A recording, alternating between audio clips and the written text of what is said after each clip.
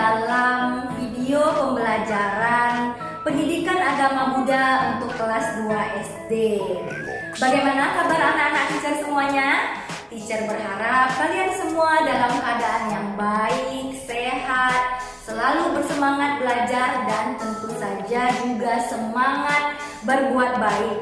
Hari ini kita akan melanjutkan materi kita di pelajaran 3 tentang anak jujur ya.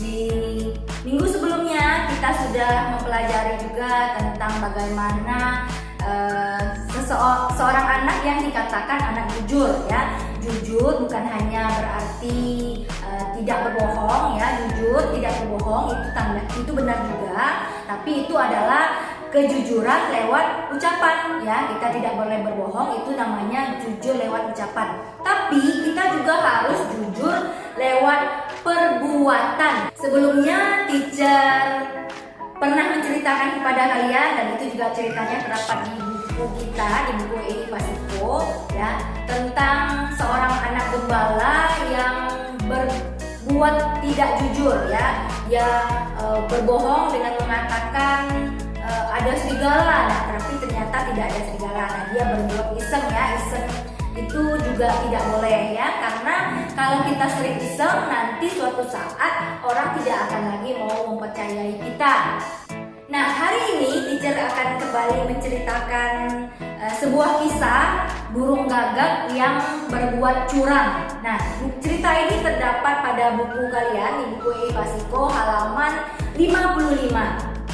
Suatu hari ada seorang raja yang mengadakan perlombaan lomba burung tercantik di hutan. Nah, semua burung-burung yang ada di hutan merasa senang. Mereka mempersiapkan diri dengan membersihkan bulu-bulu mereka. Dan lalu ada seekor burung gagak yang sangat berambisi ingin memenangkan perlombaan itu. Nah, burung gagak ini bulunya berwarna hitam, semuanya warnanya hitam. Lalu dia merasa dia harus menang. Kalau bulunya hitam dia merasa tidak pede mungkin ya, tidak percaya diri, sehingga dia ingin berbuat curang. Nah di hutan itu kan banyak jenis-jenis burung lainnya, ada burung merpati mungkin ya, ada burung cendrawasih yang terkenal bulunya sangat cantik, berwarna-warni. Lalu si burung gagak yang berbuat curang ini mengendap-endap ya, mencuri bulu-bulu burung yang ada di sana. Nah, di sana ada burung yang berwarna putih, berwarna pink, juga ada burung cendrawasih yang sangat cantik, berwarna-warni. Lalu dia mencuri satu dari bulu-bulu tersebut. Nah, pada hari perlombaan tiba, si burung gagak ini menempelkan bulu-bulu yang beraneka jenis warnanya itu di tubuhnya ya. Bulunya ditempel yang rapi sehingga seolah-olah itu memang bulunya yang berwarna-warni seperti itu. Nah saat raja memberikan penilaian, raja melihat bahwa wah bulu si burung gagak ini cantik sekali, berwarna-warni ya. Nah akhirnya si burung gagak keluar sebagai pemenang. Namun ada juga burung-burung lain yang bukan yang hadir dalam perlombaan tersebut. Nah dia melihat rasa-rasanya itu bulu saya kok bisa ada di tubuh si burung gagak ya. Dan lalu burung-burung ini kompak mencakar dan mencabut bulu-bulu yang ada menempel di tubuh si burung gagak. Nah akhirnya bulu-bulu yang tadinya sudah dia tempelkan itu tentu saja dengan mudah sekali rontok ya, karena hanya ditempelkan.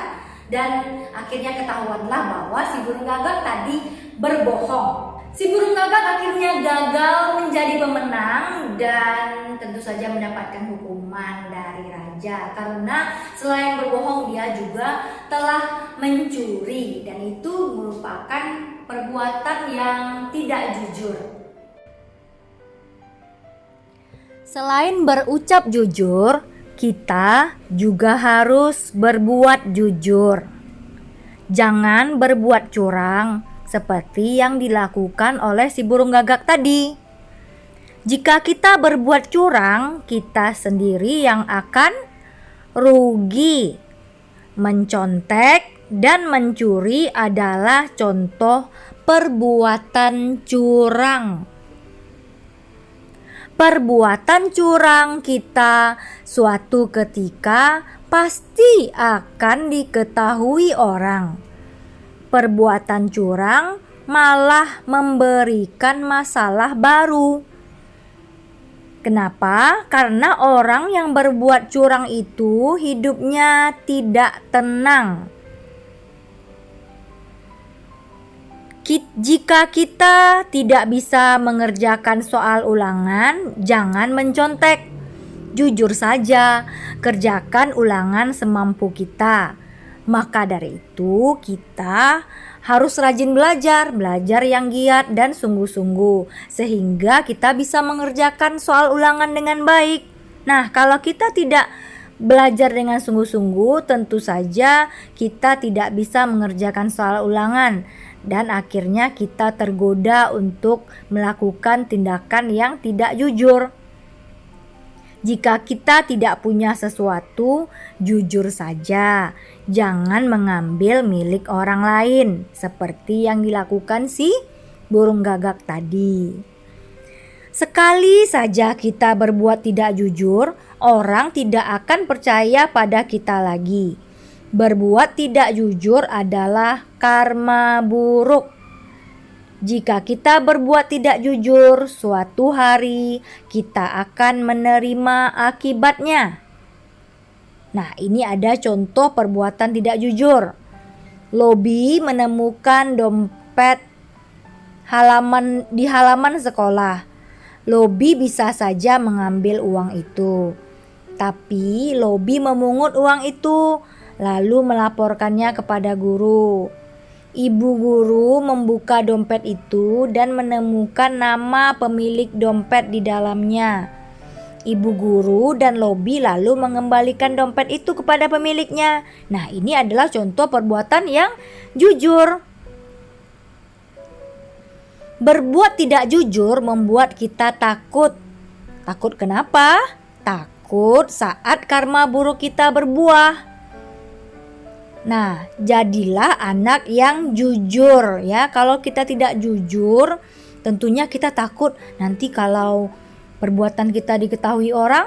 Nah, maka dari itu kita menjadi tidak tenang, tidak damai, tidak bahagia. Nah, maka dari itulah kita harus menjadi anak yang jujur. Anak jujur disukai orang.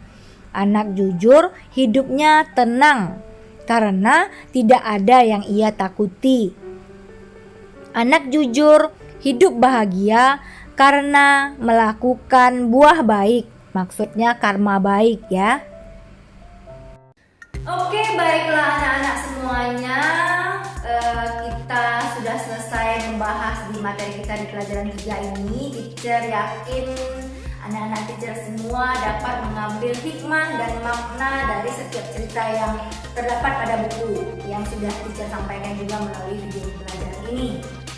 Selanjutnya pada buku halaman 60 ada sebuah gambar. Di sana ada seorang anak yang mengembalikan dompet kepada satpam ya. Namun di taman itu ada beberapa dompet lagi yang masih tertinggal. Nah, tugas kalian hanya mencari dan meninggalkan yang mana dompet yang tercecer di taman tersebut. Selanjutnya di halaman 61 dan 62 ada tugas yang bisa anak-anak kerjakan. Teacher yakin sekali kalau mendengarkan cerita teacher dengan baik dan seksama, dengan mudah kalian bisa mengerjakan soal-soal yang ada pada halaman 61 dan 62.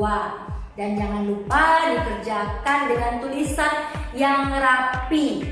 Dan Cici juga berharap kalian semua dapat menjadi anak yang jujur. Bukan hanya jujur dalam ucapan, tapi juga jujur dalam tindakan, dalam perbuatan. Baiklah, terima kasih atas perhatiannya. Sampai jumpa di pertemuan kita selanjutnya. Tetap jaga kesehatan dan selalu bersemangat berbuat baik. Terima kasih atas perhatiannya. Namo Sang Hyang Adi Budaya, Namo Buddhaya.